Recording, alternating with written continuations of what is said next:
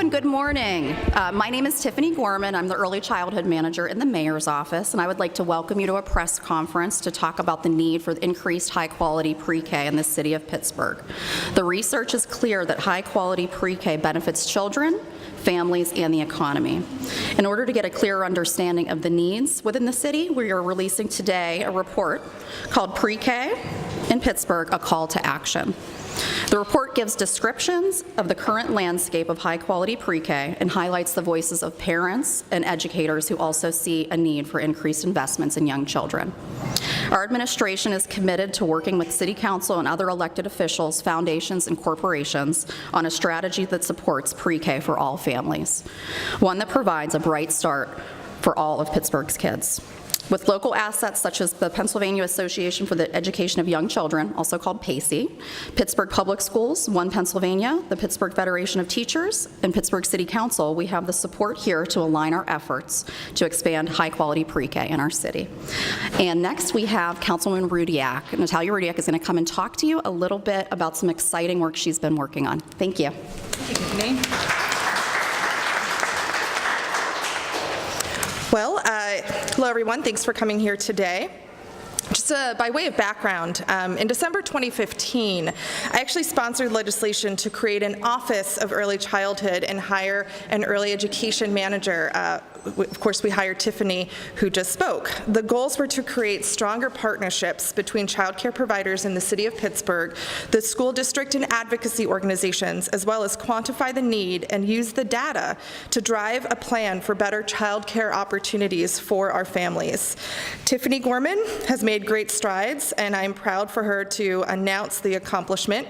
As she said today, that we have collaborated on the report that is being released today, Pre-K in Pittsburgh, A Call to Action. The report confirms a lot of what we suspected but did not previously have the statistics to back.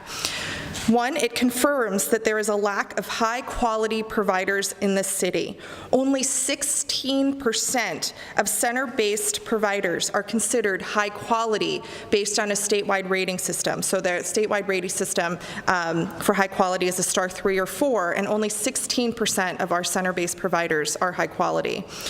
Thus, due to cost and availability, many low and moderate income families have no choice but to attend pre-K programs that do not meet high-quality standards. We know that over 1/3 of Pittsburgh's children are living below the federal poverty line, and a child's readiness for kindergarten is impacted by how comprehensive needs are met and addressed. We know that Pennsylvania's current level of pre-K funding and investment cannot be managed better or stretched farther to provide higher quality early learning to our children. Locally, there are between 1,130 and 1,530 children in Pittsburgh without access to full-day, high-quality, inclusive pre-K programming. We know that annually, $5 million could serve 500 children with a high-quality pre-K education. With $10 million, we could expand service to 1,000 children, and with $15 million, we could expand service to 1,500 children. Other cities, like our neighbors, Philadelphia and Cleveland, have spent the time, energy, and effort putting together a concrete plan to actually create a pathway to universal pre-K. We want to do the same in the city of Pittsburgh. So on Tuesday, I'm introducing legislation that has the full support of all the partners here today to do just that. The report is a good start to quantify the need, but it is a call to action for a plan on how we reach our goals. And this piece of legislation will create the plan. We need to know, how are we going to raise the money to do this? Which neighborhoods have the most need? How do we build existing providers' quality? We will need more slots or spaces for pre-K students. How are we going to expand the system to create these slots? All of these questions need answered, and this legislation directs our early childhood manager to work with partners across the city to create an implementation plan to answer these questions. I look forward to working with the mayor, council, and everyone here to make our city better for our youngest citizens. Thank you.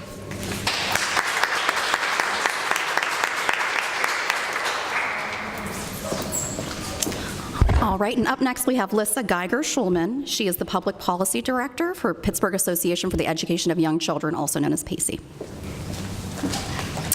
Good morning. As Tiffany said, my name is Lyssa Geiger Schulman, and as the Public Policy Director for the Pittsburgh Association for the Education of Young Children, or PACE, I am very encouraged by our city leaders' commitment to expand the accessibility and affordability of pre-K in the city of Pittsburgh. Research tells us that a child's brain undergoes the most rapid development before the age of 5. These critical periods determine the structure for areas of the brain which affect social-emotional skills and language development, having a long-term impact on a child's future abilities.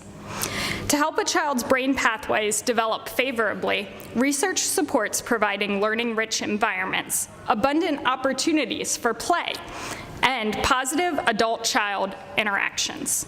Grounded in these findings, PACE works closely with providers to increase access through advocacy, quality initiatives, and community engagement. While we are encouraged about the potential of increased investments, let me remind you that more than 1,000 children in the city continue to wait for access to high-quality pre-K classrooms, even though they are eligible for publicly funded programs. To meet this deficit, PACE will continue working with providers in innovative ways to increase the quality of existing programs and for additional state funding that would allow current high-quality programs to expand and serve more children. With statewide initiatives like the Pre-K for PA campaign, we are working to make sure every at-risk child has access to a high-quality pre-kindergarten program across our state and that middle-income families can afford them. To accomplish this goal by 2022, we are optimistic that state policymakers this year will invest an additional $75 million.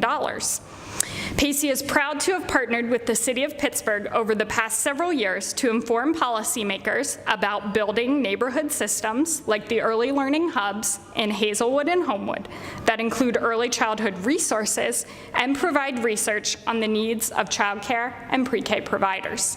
We will continue to advocate for additional investments in these programs and look forward to continuing the work. On behalf of the children and families we serve, PACE would like to thank both Mayor Peduto and Councilwoman Rudiak for continuing to prioritize the needs and the investments that are critical for our young children. Thanks. I would like to introduce Carol Barone Martin. She is the Executive Director of Early Childhood Education at Pittsburgh Public Schools. Good morning, everyone, and thank you for being here and giving me the opportunity to speak to you. As you have heard from my colleagues, there are a significant number of preschool-age children that are not able to receive quality preschool services. Even though the Pittsburgh Public Schools serves close to 2,000 children, we are still not meeting the need that's in the community. Our waiting list is long, and many children come to kindergarten without a preschool experience. You have also heard of the impact of quality pre-K on children's brains. From a school district's perspective, this is critical information.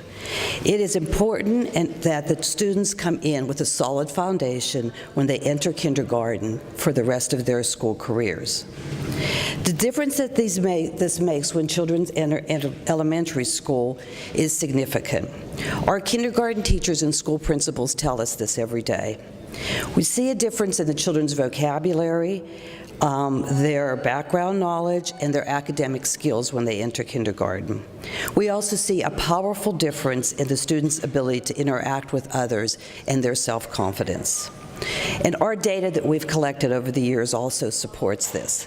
The children that had quality pre-K did significantly better on literacy and math tests and had higher scores in kindergarten and first grade. We also looked at the children that, we teased out the children that were African American and compared those that had preschool experience versus those that did not, and we still saw higher scores. And we did the same with economically disadvantaged children. We also found that children had higher grade point averages in first to third grade if they had pre-K experience. and we found that they had higher attendance in first grade. They also did better on standardized state tests in third grade. Given this, we do not want half of our kindergarten children to come to school already behind. We need all children to have the advantage of a quality pre-K program. I would like to thank Mayor Peduto and Councilwoman Rudiak for their interest and support in young children. It is so important. Thank you.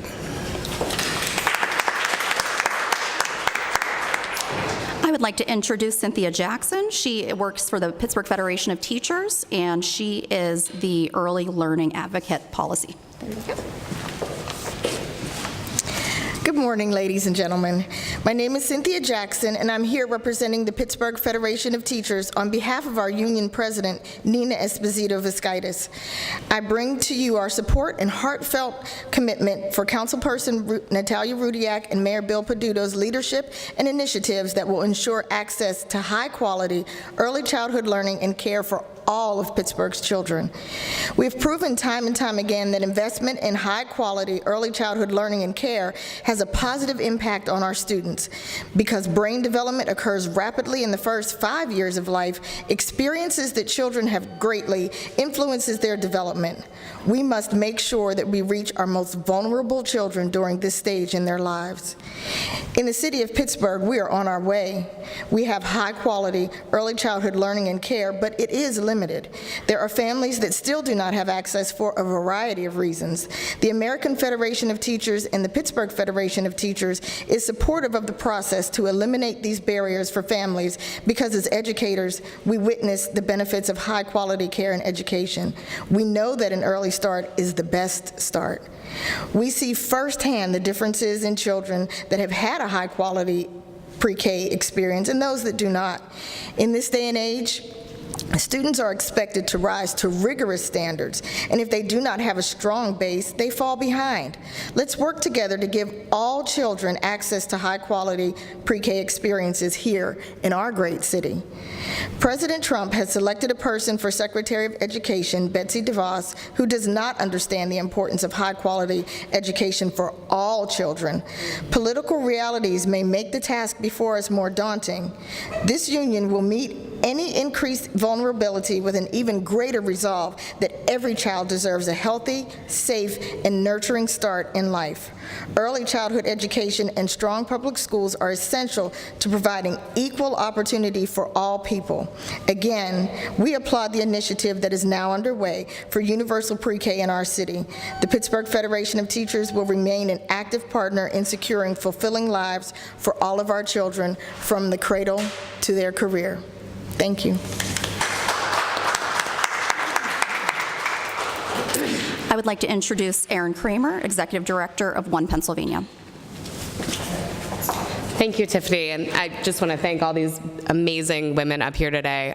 One Pennsylvania, we're a multi-issue economic justice organization, and when we think about early child care, we think about what the largest economic problems families deal with every day. That there are families across this region that are paying 25%, 30% of their base income to take care of their kids. So we see an investment in pre-K as not just an investment in children, which you've heard a lot about, but it's also an investment in families, right? The economic stress that a family feels when a child is either not cared for or when they're carrying the full cost of that care is immense. We have members who are paying more for childcare than they pay for their housing. And whether that's rent or a mortgage, it is staggering, the cost. We do not believe that there should be an economic test for being a good mother. So an investment in pre-K is an investment in parents. I'm the executive director of One Pennsylvania. I think maybe more importantly in this conversation and today, I'm the mother of 3 children under the age of 8. And so I know very clearly what the cost of childcare is. I'm kind of an expert in buying it.